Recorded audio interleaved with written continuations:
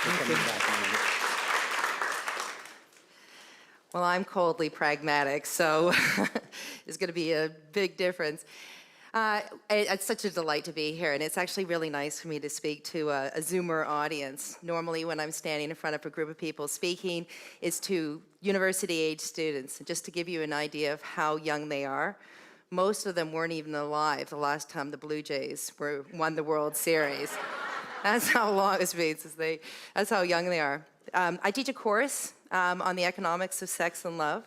And I require my students to write a research paper, and one of them came to me recently and said that he wanted to write a paper about the relationship between the age at which a woman gets married and the probability that she gets divorced. And so I thought this is a good topic because it's a good economic story that talks about how it is that women who marry in their late teens and their early 20s often find themselves single 10 years later. But when I pressed him for what his actual hypothesis was, he said, well, I think that the older a woman is when she gets married, the more likely she is to divorce. This is the exact opposite of what I expected him to say. So I said, well, tell me why you think that would be true. And he says this. He says, well, everybody knows if a woman isn't married by the time she's 30, she becomes so desperate, she'll marry just anyone. So I love my students, but I actually think they watch far too much TV.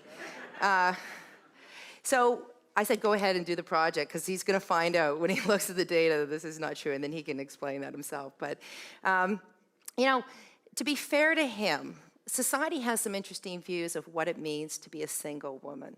And particularly for women above a certain age, I think we're perpetually fed this line that we're searching for love on a market that doesn't value us, that we're searching for a market in which we are gravely disadvantaged. And so we are constantly being told, you are a seller on a buyer's market, lower your price. Let me tell you a story that I think illustrates this. I was talking to a prospective suitor just recently, and he said to me, before you say no, which by the way, I had already said no, before you say no, I want you to hear me out. I've done the math. And for every available man your age, there are 40 women, 40. Now, if you don't mind me saying, you're not that attractive. And so if you ever hope to find a man, you're going to have to learn to compromise. I think you should give me a chance. And he's still single. It's hard to believe, isn't it?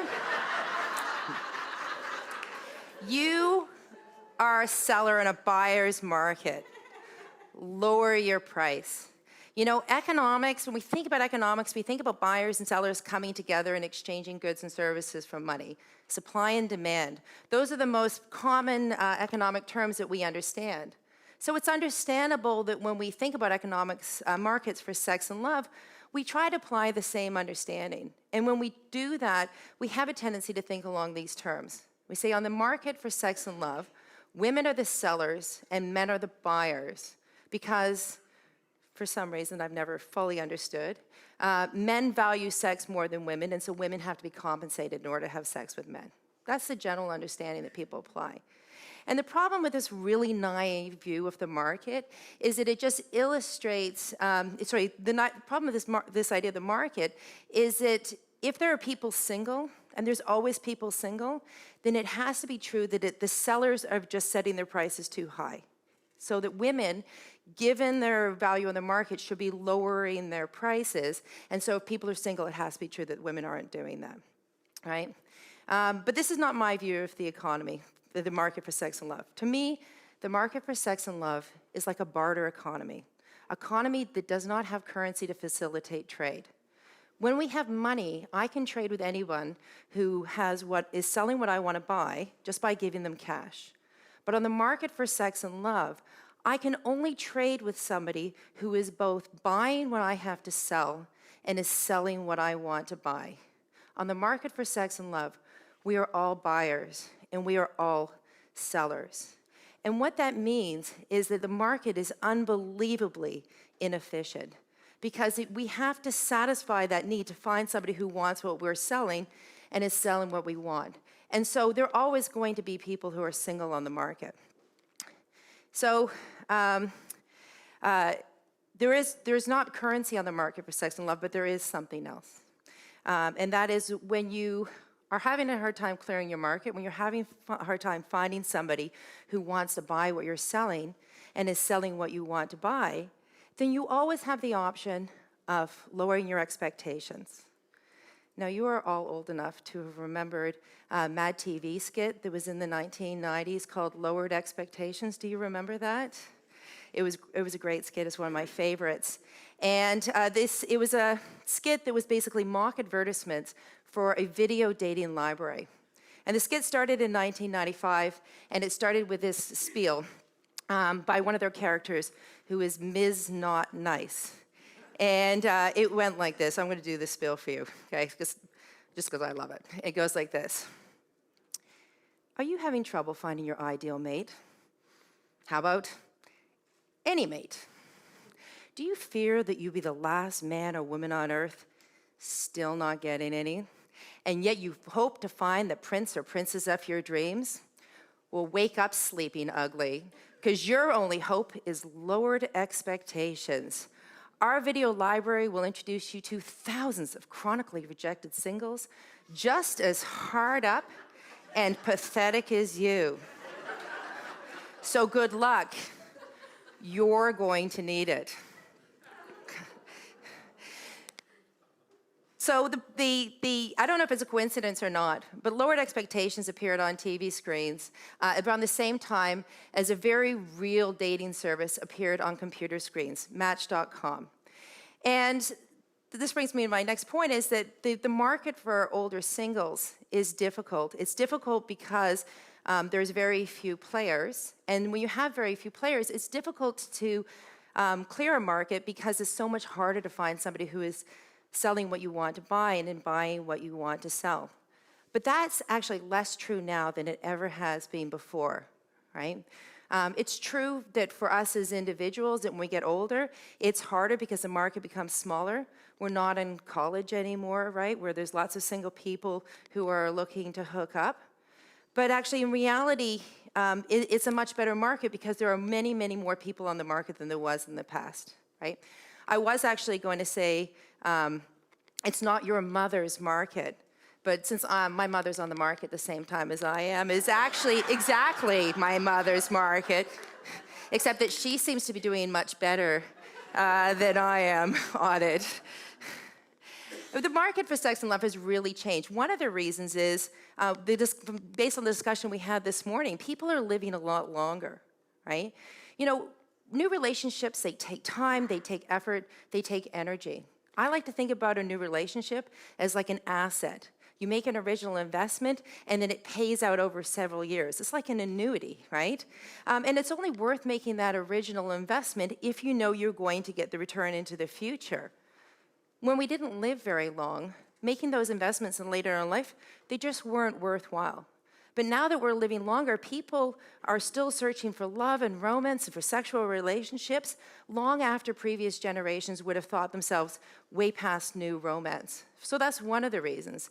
The second reason is because of the new technologies. So I already mentioned Match.com, but access to the internet has completely changed the market, right? It's difficult to search for markets for sex and love. It's difficult to come across people who are buying what you want to sell and selling what you want to buy.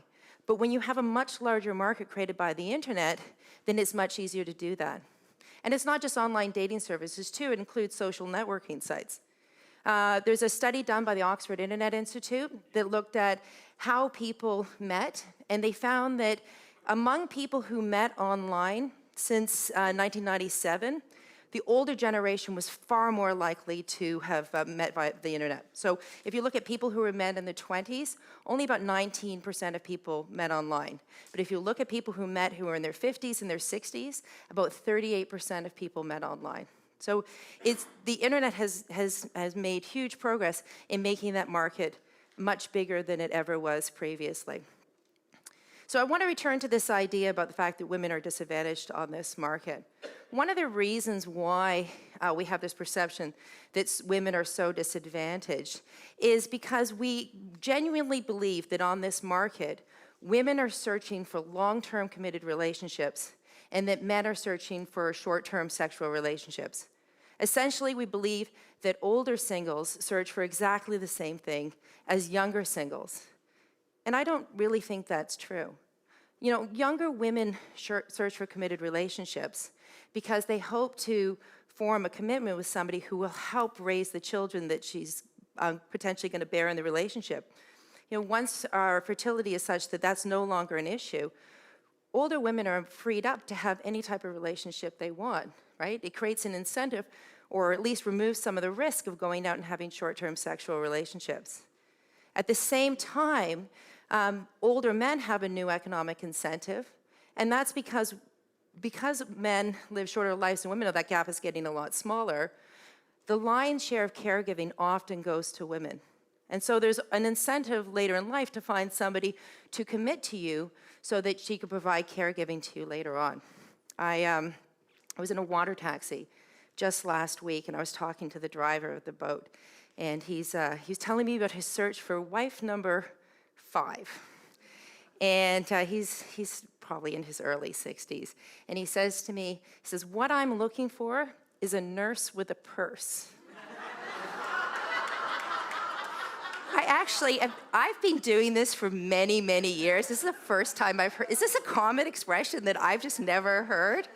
A nurse with a purse? It's hard to imagine that he hasn't found someone, right? So the thing is, for women who, you know, they have there's less risks associated with having short-term casual sexual relationships. And so unless there's going to be a big return to a long-term commitment, women who are afraid of having to take excessive responsibility for caregiving, they're more likely to be looking for short-term relationships. So I think it's really false to believe that women at this stage of our lives are looking for commitment. And I also think it's false to believe that men at this stage of their lives are just looking for short-term sexual relationships. I think it's a very different market. And because of that, it kind of changes the dynamics in the market. It removes a lot of the market power that goes to men at an early age, right? Men who are younger have a lot of market power because they're not looking for the long-term commitment. So this is actually a testable hypothesis, right? Are women disadvantaged on the market? And some researchers have done this. They looked at online dating sites, and they looked at the way that people message with each other, right? And if it was really true that older women were disadvantaged on the market, then you would see older women really lowering their standards of what they're looking for, right? Lowering their expectations, lowering the price. And what they find is the exact opposite. They find that older women are very selective about who they're willing to talk to online. They're not only more selective than men, they're actually more selective than younger women are too, over a whole bunch of different qualities, including, height and education, somebody's religion. They really care about these things. So given that we don't see women repeatedly compromising on what they want, I don't think there's any reason to believe that we're disadvantaged on the market. So why do we care about this? Why does this matter? It matters because markets only function properly when everybody has full information. Without full information, the market for sex and love doesn't really perform.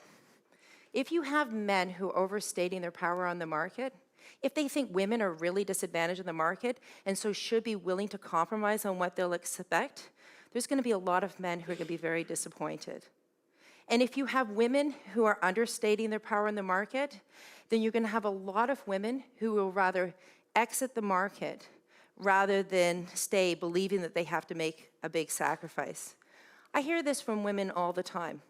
Women who could be searching for relationships, women who would love to be in relationships, but aren't putting the time and energy in because they genuinely believe that there's no hope for them on the market.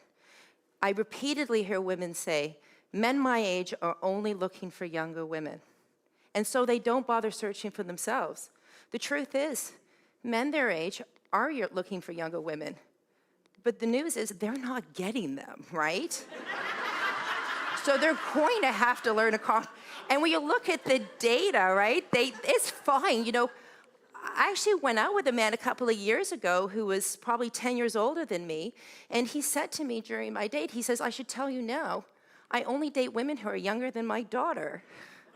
I know. I have terrible taste in men, if you might have noticed this. Okay, so this is why this matters, is because if without full information, the market doesn't perform properly. Women drop out of the market because they think they have no value, and men keep searching because they think that they're entitled to matches that they're just never going to find. So I have a story that illustrates this. I know somebody who's searching on the market, she's searching online. She's on every dimension, a catch. She's got a good income, she's got multiple recreational homes, she's healthy, she's really attractive, and she likes to have a good time. And she received a message from a man showing interest, and she responded with a really simple note. She said, hello, nice to meet you, and then waited for the response. And instead of getting a pleasant response back, what she got from him was a diatribe rebuking her for her lack of effort. The person actually said to her, you should consider yourself lucky that I even contacted you. And you should, you need to, I'm gonna ignore you now, but you need to learn to put more effort in the future. And so here we have two people who stay single. One stays single because he overstates his value on the market, and the other stays single because she doesn't want to lower her expectations in order to be in a relationship, and nor does she have to, right? So Moses loves data. And so I'm going to end with some data that I think that you will appreciate, and that I think Moses will appreciate, that just shows how different the market for sex and love is for people who are a little bit older. Researchers have looked at how pleasurable sex is for people who are over 50, depending on the type of relationship they're in, whether they're in a committed relationship or whether they're having a casual sexual experience. And what they find is that men over 50 who have sex within a committed relationship find it far more pleasurable than men who are having casual sex. So 91% of men had an orgasm the last time they had sex. Yeah, I'm the only economist who gets to cite orgasm data, just for the record. 91% of men whose last sexual experience was somebody they're in a committed relationship with had an orgasm, compared to 80% of men who had sex with somebody who was just a casual acquaintance. And when you look at women, it's the exact opposite. Women who had casual sexual relationships found them far more pleasurable than those who are in committed relationships. Oh no, you haven't heard the statistics yet. Okay? 58% of women had an orgasm when they were having sex with somebody who they're in a committed relationship with, compared to, ready? 80% who were having sex with somebody who was a casual sexual partner, a friend or something like that, right?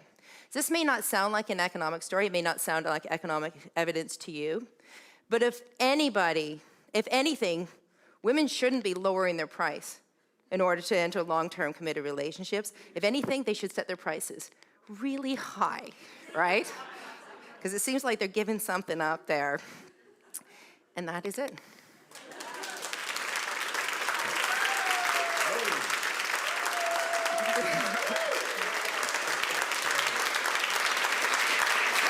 That was inspiring, and it means there's hope for us yet.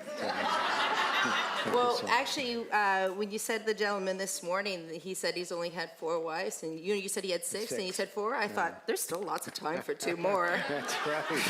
Yeah, he was full of beans, wasn't he? That's great. Thank you so much, Thank you. Marina.